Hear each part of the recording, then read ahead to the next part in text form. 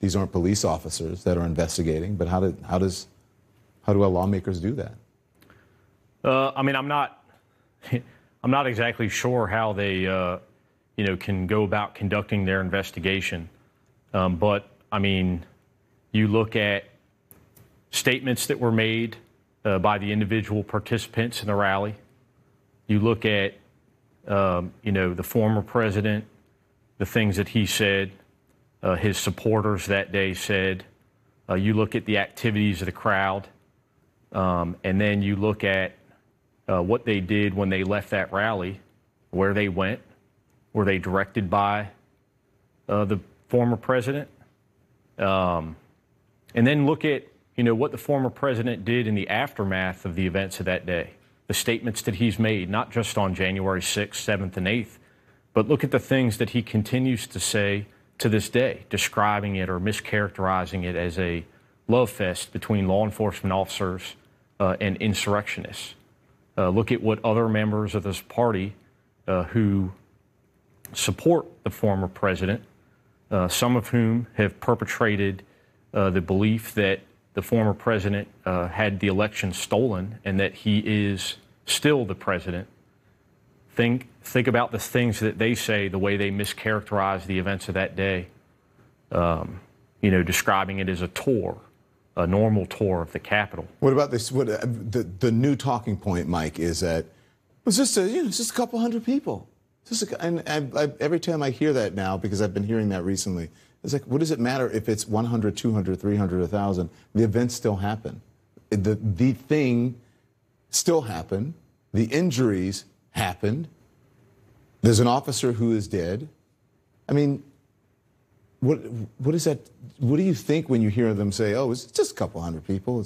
Well, first of all, there was thousands of people that went there, and it was because of the presence of those thousands of people who may very well have not broken any laws or who may have not become violent, that afforded those hundreds of other individuals, I believe we're up to 500 arrests, it afforded them the opportunity and the ability to become violent and be so effective against the law enforcement officers that were there trying to defend the Capitol. Mm-hmm. And there's also this mischaracterization that these officers were present at the outset of this event.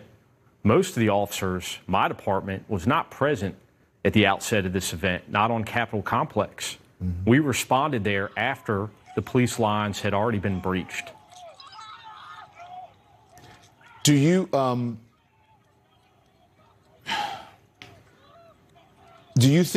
to see Trump subpoenaed and his allies? I want the investigation to be complete.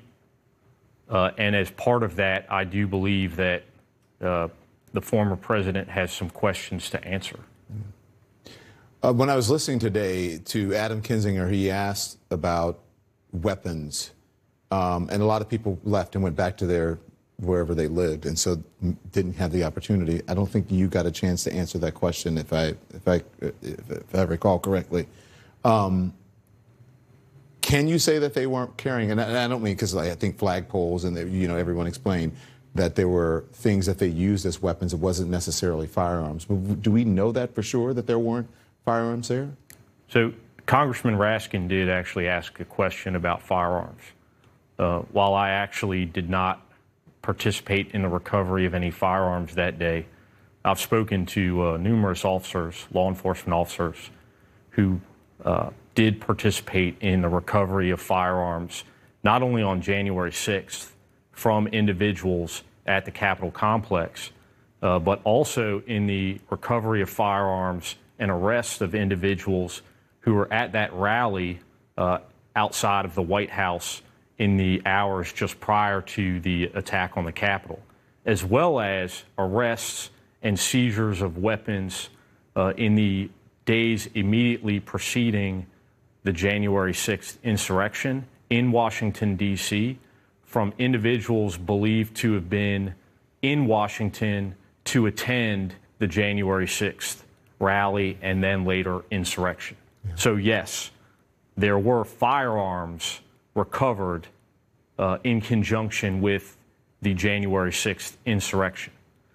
The reason why I believe there were not more firearms recovered is because we were busy fighting for our lives. It's the same reason why there weren't very many arrests made at the actual Capitol complex on January 6th. The officers were outnumbered, and we were fighting for our lives. I didn't have time to search anybody while I was getting the shit kicked out of me on the west front of the Capitol. Do you feel like you're getting support from the people who's supposed to support you, the Fraternal Order of Police? Look, there's this whole thing about, well, I just wonder if they are protecting and supporting the officers, because there's this whole controversy about what happened with the woman who was shot there trying to break into the Capitol. Can you talk to me about that situation?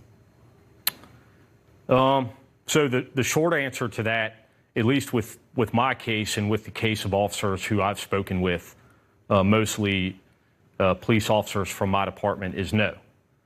The Fraternal Order of Police, with which I've been a member, a dues-paying member for my entire career as a police officer, first with U.S. Capitol Police and now with the Metropolitan Police Department, never reached out to me in the days, weeks, months after January 6th. I never heard from anyone at the national FOP. I finally picked up the phone and called the president of the national FOP, Patrick Yost, and described to him my displeasure in the fact that there was no outreach being done by the FOP, not only to myself, but also to other officers. And I asked him to do a few things to make up for that lack of support, and he was unwilling to do any of them. I asked him to publicly denounce the 21 House Republicans that voted against the gold medal bill. I asked him to denounce any lawmakers who would mischaracterize or lie about the events of January 6th, specifically the former president's mischaracterization that it was a love fest between law enforcement and insurrectionists. And I also asked him, which, to be honest with you, I thought would be a no-brainer, I asked him to denounce Congressman Paul Gosar's characterization of the United States Capitol Police officer who was involved in the shooting death of Ashley Babbitt.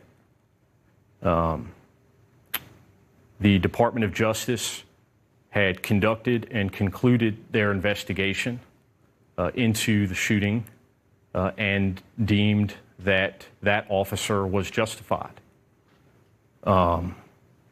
I found it interesting that, while the Fraternal Order of Police regularly releases statements protecting and defending officers who have been involved in line of duty or shootings, that there was no statement denouncing an elected representative who described this officer as an executioner laying in wait. To me, that was insane. And finally, I asked that the Fraternal Order of Police denounce any active duty or retired law enforcement officers who participated in the insurrection at the Capitol on January 6th. I could not get a commitment from Patrick Yost to do any of those things. What he offered me several hundred days after the insurrection was access to the Fraternal Order of Police's wellness program. I told him that if I had waited 6 months to get help for the psychological trauma that I experienced that day, I'd be dead.